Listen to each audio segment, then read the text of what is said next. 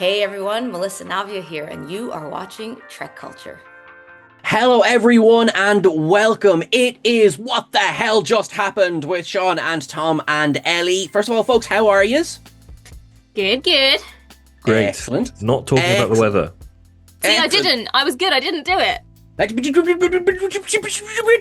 No weather. We are in an amorphous blob of time and space where there is nothing outside of these little windows that we're discussing in, except, of course, the episode that we're here to talk about, which is episode 4, the eagerly awaited spoilers. This is your spoiler warning. Spoilers. Tom, I do good? Yeah, well done. Good, Thank good you. boy. Thank you. Thank you. So full spoilers are in effect. For the love of Jeebus, do not watch this video until you've watched episode 4 of season 3 of Strange New Worlds, or Tom will cry. Yeah, okay. So everyone who hasn't seen the episode but is still watching this video obviously has a very strange kink. Right, we are here to discuss a Space Adventure Hour episode 4 of season 3 of Strange New Worlds, directed by Jonathan Frakes and starring a lot of costume changes. What did we think? I'm going to go to Ellie first. Um, I did like this episode. I have a soft spot for murder mysteries, so tick. I am a fan of the spoilers, holodeck episodes. I love a holodeck episode, and I think this one did a good job of. Obviously, we had this whole question surrounding how have they got a holodeck episode before holodecks were a thing, and I think they did actually a really good job of managing to explain that, fit it in, and not interfere too much. Similarly to with the Q Trelane situation, it didn't actually interfere with the timelines or the lore too much. Things are still as they should be for when the original series starts. So I thought that was actually really good. There was one aspect of this episode that I do feel like I seem to be talking about a lot that I just like, what are you doing? Why are we going there? But I'm sure we'll get to that in a second. But yeah, overall, I did enjoy this episode. Cool. Tommy, what are your overall thoughts there? My overall thoughts are I hated this episode. I thought you might. Not because I thought you might. Like, no. Spoiler, we obviously had our little kind of initial chats before this. I did get a sense from you, Tom. A subtle sense. Okay, all right. Yeah, I know I can be harsh on things and very critical, and it's not, I'm not doing it for the the sake of views or clicks. I really wanted to like this episode. I think the reasons I didn't like this episode were the reasons that Ellie loved this episode, or at least quite enjoyed it. I also love holodeck episodes. They're some of my favorite episodes of Star Trek. I also love murder mysteries. I'm very much into all the sort of campy 60s sci-fi stuff they did and all that kind of thing. Especially with all the trailers, I was like, oh, I can't wait to see what they do with all this. And I hated this episode. I will get into it. Why? There's lots of different reasons. Lots of talking points. I'm interested to know what you guys think, because I feel like this might be a Marmite episode for people. I feel like there's stuff that it either really worked or really didn't. We always say Strange New Worlds takes swings, which I think is a good thing. But I think it can't be an excuse anymore if something doesn't work, if it's a show that's known for doing this. Does that make sense? It can't be... Before it was like, well, they're trying different things, great. Yeah. But if it's just a series of trying different things and some of them work and some of them don't, then I'm like, well, I'd rather you just make something I enjoy. Yeah, and we're at season 3 now. You think you kind of Yeah. have a basis idea of what works and what doesn't, I guess. Yeah. There are things I do like in this episode, very minor, small things, but I will talk about them so I don't come across too grumpy. Sean, what did you think? I certainly didn't hate it. I don't think I enjoyed it as much as I thought I was going to. And plenty of stuff that was good fun. I think Christina Chong is, one of the most fun episodes that we've seen her in so far. She gets, obviously, I think, the most to do in this episode out of everyone.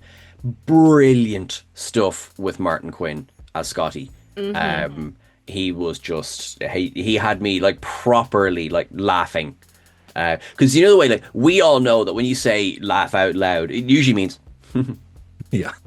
yeah. Like, but I was like a proper couple of like snort laughs when he was talking. I straight away, Ellie, you and I think are on the very same page about this thing that we're going to talk about now in a minute. We're on the same page I about think that. I'm with you too. If I'm correct, and should we I just say had a it? lot of things to say about this. Yeah. Shall I start I talking think about it? 1, 2, 3. Paul Wesley in a turtleneck. No, just me. Which, by the way, really works. Yeah, no, love that. We'll have to get into the specifics really to go through it. There's many things I like, and I don't want it to come across like I didn't enjoy the episode. I did. I think this is going to sound so silly. I know, in an episode set in the holodeck, that's a murder mystery, that's high camp, and I thought there were some moments where they actually could have dialed it back a little bit. So maybe it was some of the balance, but we'll get into the specifics. So, Ellie, we'll stick in the same order. Okay, Ellie, let's get into some of the specifics. What do you really like? And let's talk about that thing. Okay. I did like the kind of campiness. I liked that it opened and you were a bit like, what's going on here? And I think that Paul Wesley's Shatner hamming it up impression was brilliant and I loved it. I also just wanted to point out as another great performance from Anson Mount because I think his holodeck character performance was so different from Pike and I really thought he was another standout performance in the episode as well. Agreed. I thought he was really funny. He made me laugh out loud. I thought he was very, very funny.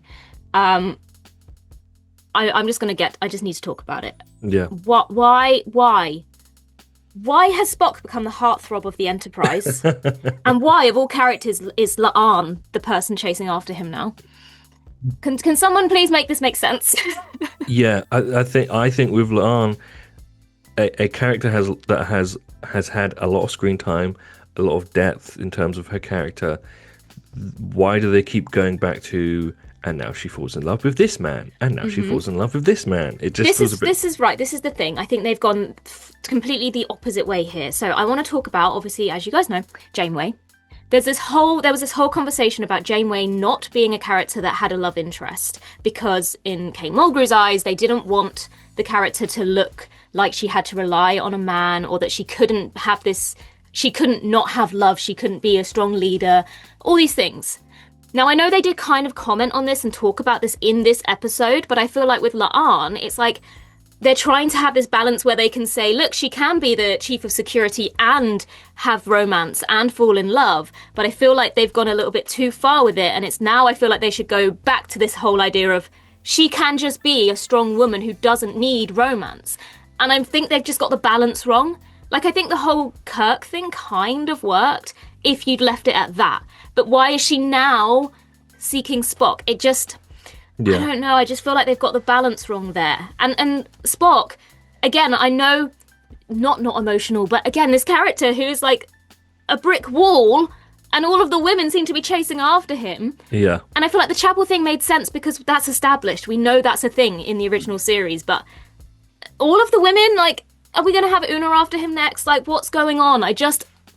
It's almost like he's the surrogate for like the bad boy. It's like, I can change him. I can make him have emotions. Yeah, I feel like there's too much attention to the romance in this. And I'm not saying there shouldn't be romance. I think there's an argument that some of the previous shows didn't have enough of it. We all know how I feel about the whole JC thing. But I think this show's gone too far in the opposite direction, and it's bordering on being too much about couples and romance and not about science fiction. I mean, the whole holodeck situation was focused around La'an's feelings for Spock and how that interfered with the holodeck. Yeah, especially it being a 10-episode show. Again, if it was like 20-odd episodes like we used to get, you can explore romances because it can be a background thing that's sort of happening alongside other things. And then when they can collide with, the A story of a certain episode, it can make it more interesting. But if every episode is like, well, this character loves Spock, and now this character doesn't love Spock, and now this character loves Spock, but this character doesn't know if she does love Spock. It's like, well, what are we doing? I mean, Strange New Love? I just thought about it, right? You've got Pike and Patel. You've got Spock, Chapel, Corby, Spock, La'an. You've got Uhura and Ortega's brother. Like, there's like two characters that aren't trying to seek out somebody. Like, what? Yeah, poor Scotty.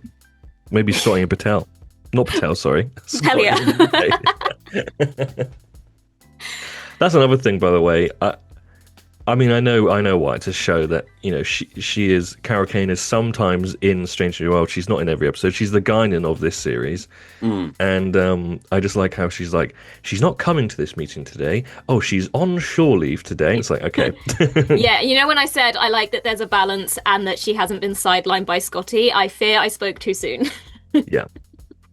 There's a line that Jess Bush's character, Adelaide Shaw, says when they're interrogating her is, you know, can't I have love and be taken seriously as well? And the camera lingers on La'an. And I like the message, but I agree with you, Ellie. I think the balance is off. Yeah, like I get that that's what they were literally trying to say. The balance was not quite right. It doesn't make sense to me. And I think maybe if it wasn't Spock, I think that's where the issue is. Spock is that the right choice of character? Yeah. I don't know. Well, it always being Spock is a bit silly. Yeah. I think. Yeah, I think, and also, I mean, like, you know, we're not trying to say, right, Spock, you can never do anything. I'm kind of flipping it around a little bit. I'm not trying to say, Spock, you can never feel attraction to anyone or anything like that. I think one thing that Enterprise did a lot of work in laying the groundwork for was that Pon farr is not exclusive. It's not like every 7 years suddenly they feel horny and then it's 7 years again. And I think that was good at establishing that. But I do think the overuse of sort of Spock in these situations, it just doesn't hit as hard then if it's you know, and who will we pair up next? Yeah, and he was so caught up on Christine like 2 episodes ago, and he's moved on very quickly. Yeah. It just seems it kind of cheapens that whole situation as well, because it's like, oh well, he's cracking on with La'an now, so I don't know. It's like, am I watching Love Island or am I watching Star Trek? I also think as well, and I don't usually kind of give much time toward this, because if you pull at one thread, you've got to pull it a lot. This is one of those episodes where it starts to stretch any kind of credulity about canon. You know, at this point, if he's having a relationship with La'an, Noonien, and Singh and didn't react at all to Khan, Noonien, and Singh. Yeah. Yeah, true. I didn't even think about that. Yeah, I mean? yeah. I'm also in that mind. I know you've been in this mindset a lot, Sean, of why does everyone have to pair off? And I know you've kind of got that thought whenever I talk about Janeway and Chakotay, you just why they all need to pair off. This is very much that situation. Why does everyone need to pair off? It's like one ship and everyone is with everyone in that one ship. Like there's nobody else in the universe. Yeah. Talk about shipping. Ah, nice. Thank you. Yeah, I got the well wrong played. audience. Well played. Come on, guys, wake up. What was that thing I was saying about sarcasm going over my head earlier, Sean? Yeah, well, that's very true. That's in fairness, I was like, you know, oh right, yeah. Because obviously this is a bit of a shorter video. That is, I think we're all pretty much on the same page there. I liked a lot of the gags in this. I love the fact that from day one the holodeck safety protocols are just completely non-existent. Like that room is going to try and kill you the second you walk into it in any version of any story. And like I like gags like that. And you know, everyone sort of gives it their all. I'd be a hypocrite if I didn't make a statement about this, because I'm the first one to call out bad Irish accents. Babs, where are you going with the English accent? Hey, I enjoyed that. Maybe for the wrong reasons, though. It was purposely silly. I think it was purposely silly. I was kind of like, you know, Yeah, I was wondering if he was going to do an accent. I was like, okay, cool. What's this? This is what we're What's doing. going on here? Yeah, it was like Spinal Tap. I think that worked. I was, I had a bit of a giggle with that. We get, again, you know, this episode does, although she's by no means anywhere near as much a part of the plot of this one, this continues the trend of we are getting more Tegas this season. Or at least she felt as much an equal part of the ensemble this week than, say, she has in previous seasons even. Obviously, last week was quite an Ortegas-focused episode. Having said that, it did the Star Trek thing of last week, there's this big, massive issue. This week, that's fine. Yeah.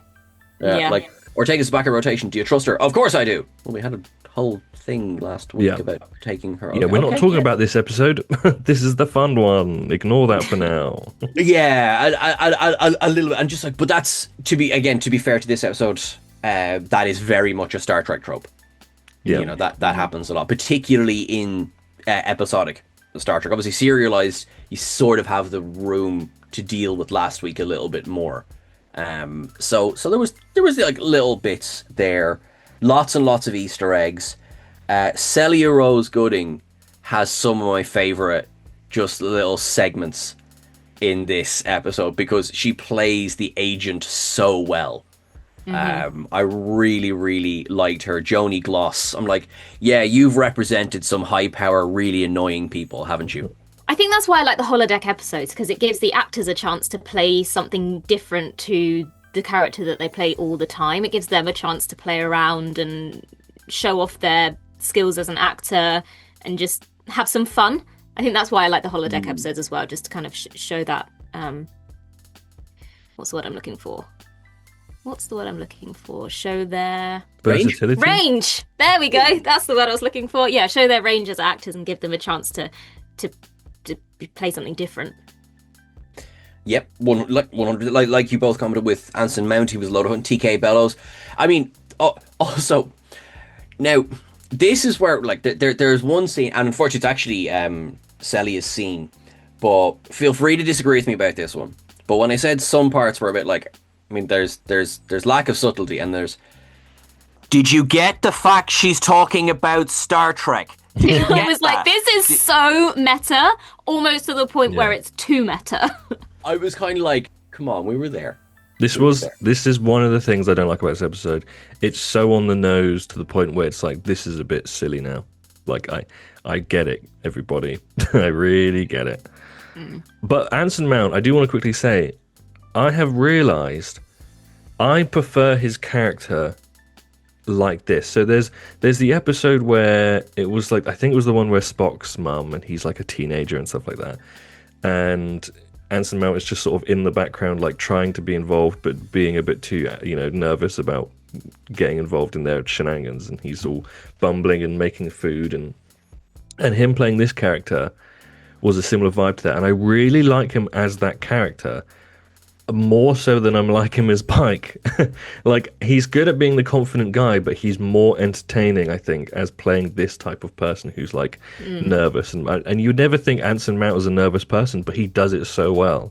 That's what I mean by saying, like, it gives the actors an opportunity to maybe do something that's maybe their strength, that they don't get, like when they're playing a character that has to be in charge and serious all the time, you don't get to see that side of them. Yeah, it's like Pride of Chaotica. You get to see all these characters playing like different versions. Like, you never see Janeway playing around and being like in a costume, and like until you have up. a holodeck episode that means that they can do that. Yeah, and I also, I mean, I liked a lot of the costumes. I liked some of the wigs. I liked more than the wigs they actually wear in the show. I think some of them are actually better. Can I complain now? Were you not before? I mean, yes, of course you can. Yeah. Well, I haven't said why I don't like the episode. I don't like most of the episode. And I want to voice why, so it doesn't just sound like I'm like, oh, I didn't like it. So I was confused at the beginning, but I was like, okay, they're doing something different. That's interesting. It definitely looks like a porno more than it looks like a 60s sci-fi show, but fine. I didn't like, again, Marmite, I think this is going to work for some people, not for other people. I didn't like the Shatner impression. It felt like they were almost making fun rather than doing a homage, or like there's like being like, haha, do you see what I'm doing? And then this felt a bit too much like, the actor who is, you're supposed to not like his character, you're supposed to think he's like hogging the show and that he's over egging the pudding and that he's all this kind of stuff. Doing that as well as doing a Shatner, I think, is crossing the lines of, well, what are we doing here? Are we doing a pastiche of Star Trek, and Star Trek was cancelled and this and that and blah blah blah, or are we taking the mick? and I'm all for taking the mick. I just, for some reason, this one rubbed me up the wrong way. And I thought the premise of the episode was weird. We're gonna do this very important thing, and while we're doing that, why don't you test out this holodeck that we don't know if it's gonna be how it's gonna run and blah blah blah. But let's not worry about it. Why would they do those two things at the same time? And then when something goes wrong, they go, "Why are you in the holodeck? Get out the holodeck." It just felt like a weird. The setup to it didn't feel like it made any sense. The actual holodeck stuff itself, to me, felt very formulaic to the point where I was like, okay, they're going to go in the holodeck and then it's going to go wrong and they have to complete it because they're actually going to get... I was like, we've done this so many times. It didn't even feel like a pastiche of that. It just felt like, we're going to do a holodeck episode. Why don't we do something that we do every single time we've done a holodeck episode? This is my problem with this episode, is that they did so many things that I just felt like we've either done this or that's a bit silly. This didn't work. I'm sorry, everybody. I think bringing the Spock holodeck character in, I mean, that literally is elementary Dear Data.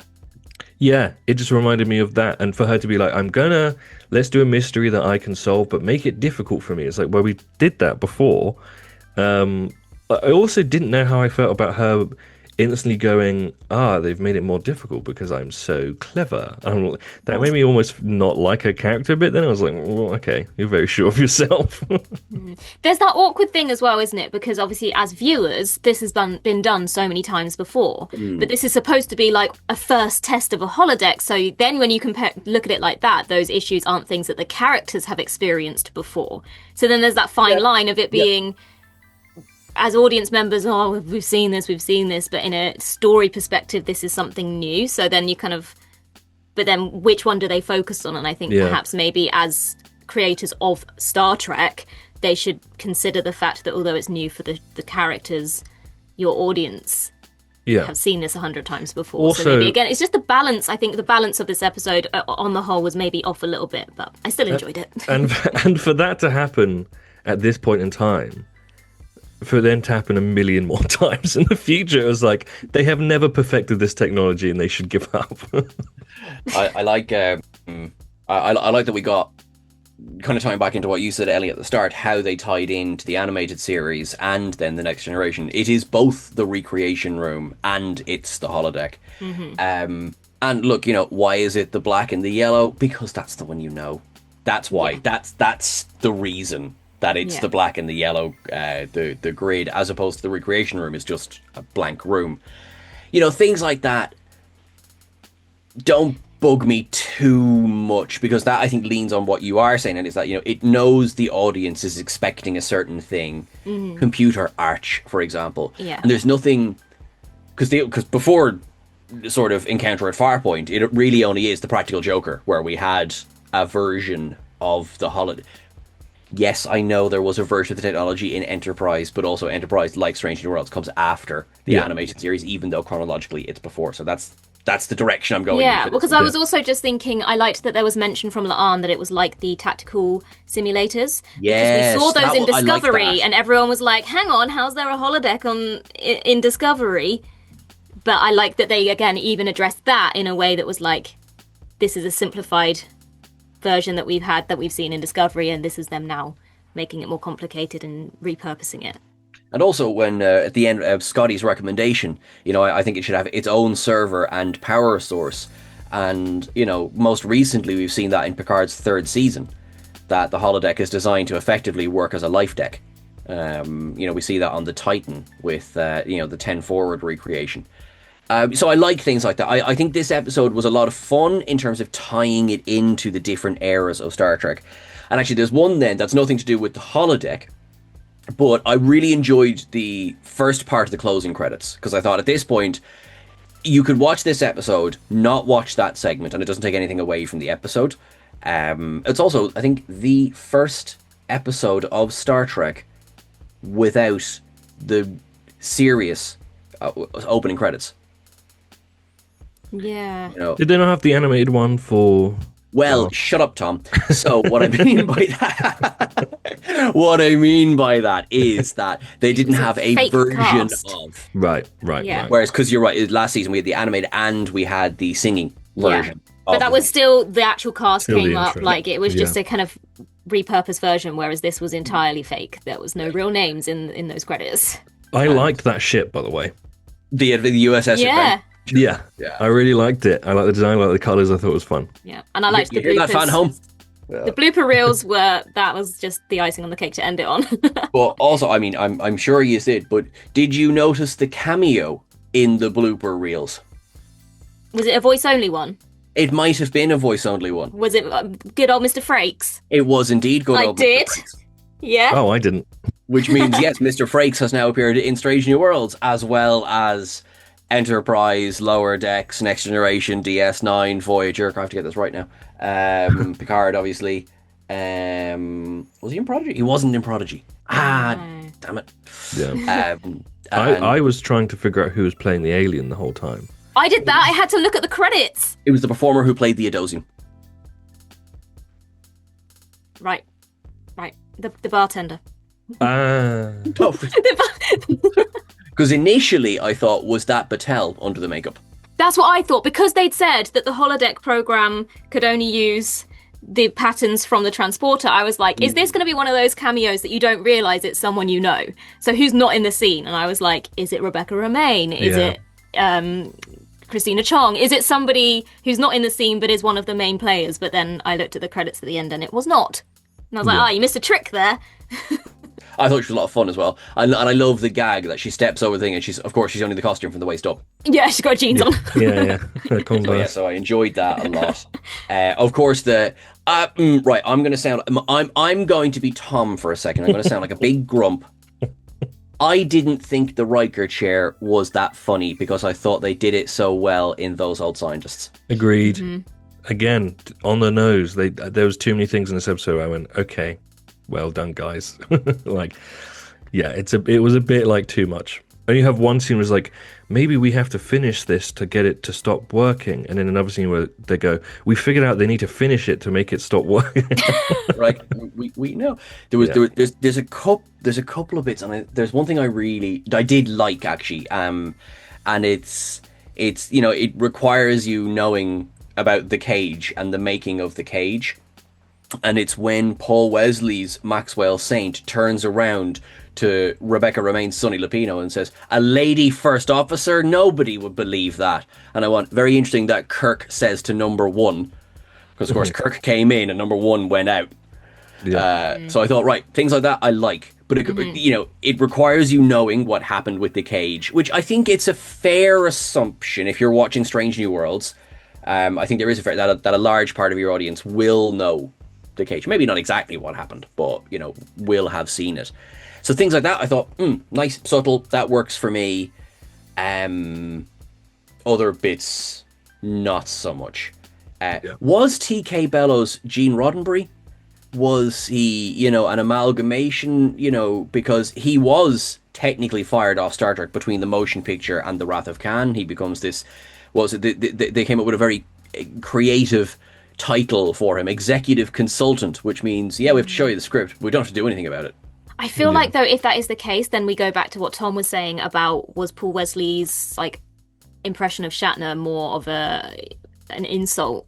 Because if you're trying to present the king of Star Trek, Gene Roddenberry, as this bumbling idiot who would prefer to go into movies, it kind of sends the wrong message as to the person that created this entire enterprise. So again, it's kind of like, if you were, what's that saying about your thoughts on him as a person? Obviously, we did have some things that were done of the time that maybe were questionable, but again, is it an homage or is it actually a bit of an insult based on how that character was then portrayed as a bit of a coward? I don't know. Food for thought. I think one of the things that surprised me the most about this episode is that I've come away with this reaction. And I think there's something in that, because there's other holodeck episodes of Star Trek overall where, listen, maybe we didn't love them, but they're generally fluff. Like even great episodes like Bride of Chaotica, you know, which is over the top and high camp and there's real stakes and everything. It's fluff. Yeah. You know? But look at something like Take Me Out to the Holosuite. Oh, I love that episode. And it's like absolutely not needed, but it does so much for the characters and to show the difference between Cisco and his crew towards the end of the episode. Cisco and his crew and everyone else. And this didn't do that. All it did was make Laan go, I think I fancy Spock. I could say that that's a harsh read, but I understand. I do. I wonder, was there too much going on? Did we need any of the neutron star stuff?